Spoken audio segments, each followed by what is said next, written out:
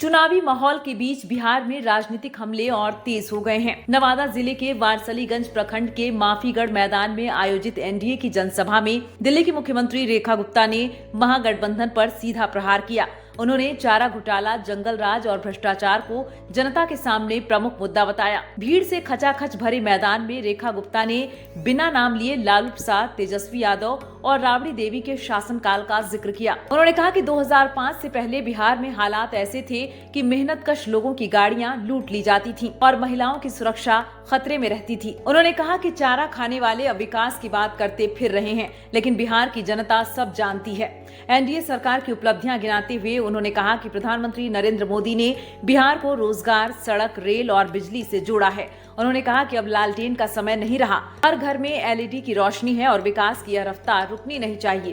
रेखा गुप्ता ने कांग्रेस नेता राहुल गांधी पर भी तंज कसते हुए कहा कि जो तालाब में कूदकर मछली पकड़ने निकलते हैं, बिहार की महिलाएं उन्हें पहचान चुकी हैं। उन्होंने कहा कि चुनाव के बाद ऐसे लोग पिकनिक मनाने चले जाते हैं, जनता का कोई मतलब नहीं। महागठबंधन की हर घर नौकरी की घोषणा पर भी उन्होंने सवाल उठाया और इसे चुनावी झूठ बताया। उन्होंने कहा कि जिनके हाथ में केवल कट्टा दिखाकर डराने की आदत थी, उन्हें मौका मिला तो जंगल राज वापस आएगा। अंत में उन्होंने एनडीए प्रत्याशी अरुणा देवी के समर्थन में मतदान जारी रखने की अपील की और कहा कि पहले चरण की तरह आने वाले चरणों में भी जनता विकास के पक्ष में वोट करेगी।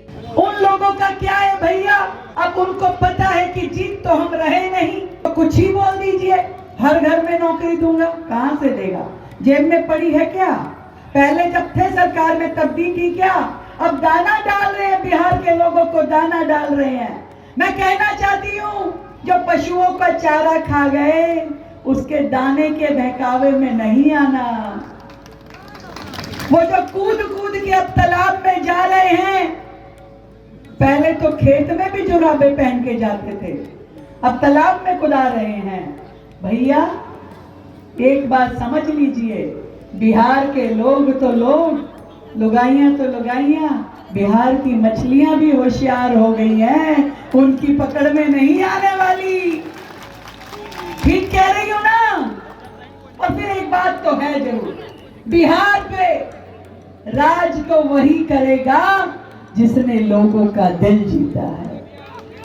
सही कहती हूं? तो नायक वो होगा जो जननायक होगा, और जो भ्रष्टाचार करेगा वो खलनायक जेल में जाएगा, और जो लोगों से उल्टी सीधी बातें करेगा, वोट चोरी के शब्द इस्तेमाल करके बहकाने का प्रयास करेगा, ऐसा नालायक चुनाव के बाद देख लेना विदेश में पिकनिक के लिए चला जाएगा। तो समझ लीजिए ये फर्क नायक, जननायक, खलनायक और नालायक के बीच का। चुनना आपको है, किसको चुनोगे, क्योंकि ये जो एक वोट की ताकत है ना, बड़ी मजबूत है।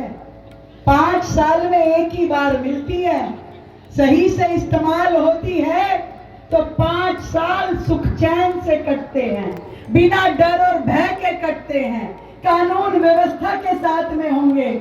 और अगर गलती से भी गलती हो गई तो आप समझिए फिर क्या क्या हो सकता है। सबने देखा है वो युग, दोबारा कोई देखना नहीं चाहता।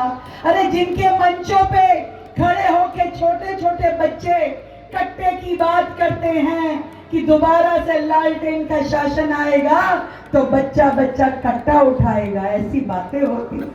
तो समझिए उनकी रगों में जो खून दौड़ रहा है वो ये हमारे देश की जनता को, हमारे बिहार की जनता को कोई सुकून देने वाला नहीं है। इसलिए ये जरूरी है, हमारी अपनी बहन जो वर्षों से इस क्षेत्र की सेवा में लगी है, जिसने अपना हर समय, शरीर का कण कण और अपने समय का हर क्षण इस परिवार ने, इस बहन ने आप सबकी क्षेत्र की सेवा में लगाया है। इधर आओ बहन अरुणा देवी जी, ठीक कह रही हूं ना? तो एक बार जोरदार तालियां बजा के दोनों हाथ ऊपर करके अपनी इस बहन को आशीर्वाद दीजिए कि ये विधायक रूप में फिर से इस क्षेत्र की सेवा करें और मेरे साथ बताइए, बटन दबेगा, बटन दबेगा, बटन दबेगा। ये आवाज कम आ रही है भैया। एक तो देखिए, एक चुनाव चिन्ह तो हेलीकॉप्टर लेकर के आए हैं, तीर कमान चलाने के लिए बोल रहे हैं कि जितना राक्षस हो वहां तीर कमान चला दीजिए और कमल का फूल खिला दीजिए।